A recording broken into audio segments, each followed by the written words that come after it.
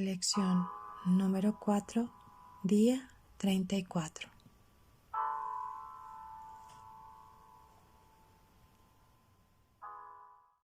Amor de alianza.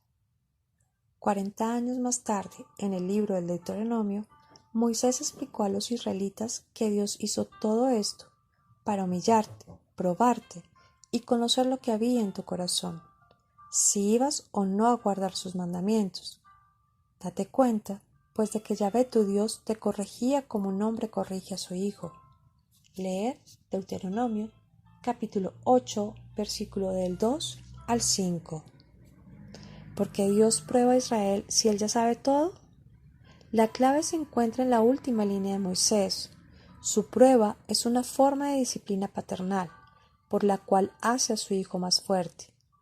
Entonces les dijo: acuérdate de Yahvé tu Dios, que es el que te da la fuerza para crear la prosperidad, cumpliendo así la alianza que bajo juramento prometió a tus padres, como lo hace hoy.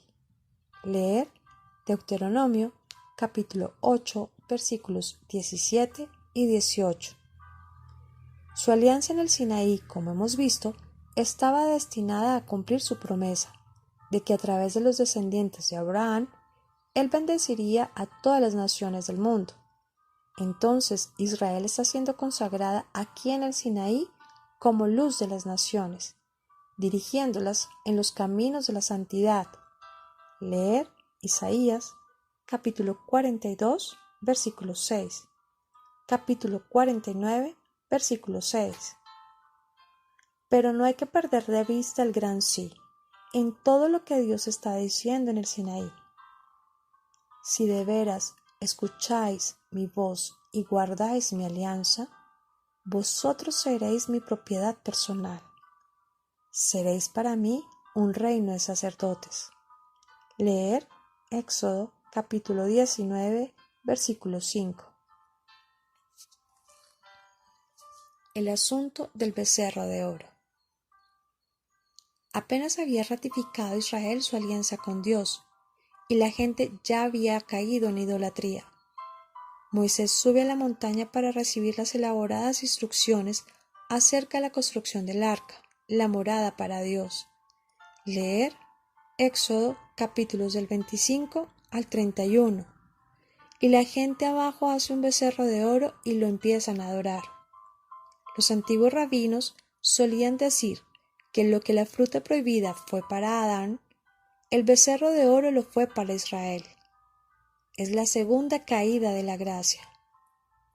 Los primeros 4 capítulos de Números nos narran qué pasó inmediatamente después del incidente del becerro de oro. Moisés hace un censo muy elaborado, de ahí el nombre del libro de Números, y establece la autoridad de los levitas. Los levitas, la única tribu que no adoró al becerro de oro y la única que respondió a la llamada de Moisés. Leer Éxodo capítulo 32, versículo 26. Son dedicados u ordenados como sacerdotes de la nación. Leer Éxodo capítulo 32, versículo del 26 al 29. Los primogénitos de cada familia ya no serán los que heredan de sus padres el rol sacerdotal. Los levitas son escogidos en lugar de los hijos primogénitos.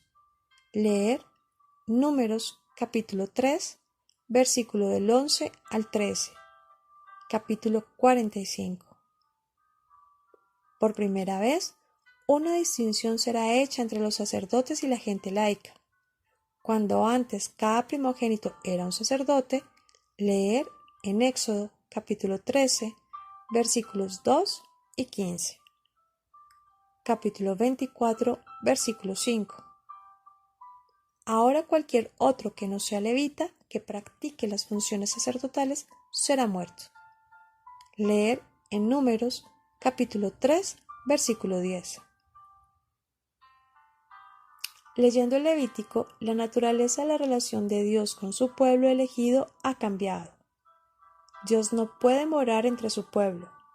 Los levitas deben pararse entre Dios y su pueblo. Esto nos lleva al fin del Éxodo y nos introduce al Levítico. El Levítico es parte de la renovación de la alianza necesaria, debido a la rebelión del becerro de oro. El pecado de Israel fue tan grave que se requirió lo que equivalió a una segunda legislación. Los 10 mandamientos habían sido una ley moral, pero esta segunda ley es judicial y ceremonial, involucrando el castigo de criminales y las reglas para los sacrificios de animales. Esta segunda legislación lidia con la condición caída de Israel después del asunto del becerro de oro. Leer Éxodo, los capítulos del 33 al 40. Todo el libro del Levítico y los primeros 10 capítulos de Números para explicar lo anterior. Hay que tener en mente esto al leer los capítulos de Levítico. Es el instructivo para los sacerdotes levíticos. Conforme lean el libro, no se queden varados en todas las prescripciones rituales y no ignoren el libro, porque como católicos ya no seguimos estas leyes tan elaboradas. Mantengan en mente también que el Levítico es una continuación de la historia de la familia de Dios del Éxodo. Los levitas estaban destinados a asistir a la segunda generación de israelitas, a enseñarles los caminos a la santidad, de manera que esta generación no cayera como la primera generación. Pero la segunda generación no aprendió. Vemos esto en las historias narradas en Números, empezando con la partida del pueblo desde el Sinaí. Leer Números capítulo 10, versículo 11. Números nos platica la historia de las penalidades de la segunda generación en su camino a la tierra prometida. Los hijos de aquellos que salieron de Egipto no son más fieles que sus padres. Finalmente, son condenados a vagar 40 años, cargando su infidelidad. Leer Números capítulo 14, versículos 33 y 34. Moisés levanta una serpiente de bronce para curar a los israelitas infieles, dándonos un signo de la cruz. Leer Números capítulo 21, versículos del 4 al 9. Juan capítulo 3, versículo 14. Números describe por qué el Deuteronomio es necesario, escrito 40 años después del Éxodo. El Deuteronomio es literalmente la segunda ley, pretendida para regir a las 12 tribus laicas de Israel. Está escrita inmediatamente después de la apostasía y el pecado de Baal-peor. Notemos que esta es una ley dada por Moisés, no por Dios. Esta es la gran diferencia entre la ley dada en el Sinaí, la cual es presentada como las palabras propias de Dios, entregada por Dios directamente. El Deuteronomio es la ley de Moisés, y como Jesús explicará, es una ley para gente dura de corazón. Leer Mateo capítulo 19, versículo 8. Basado en su récord de comportamiento desde el Éxodo, Moisés sabe que no puede esperar que la gente viva de acuerdo a la ley del Sinaí, mucho menos de acuerdo a los estándares de santidad establecidos por los levitas.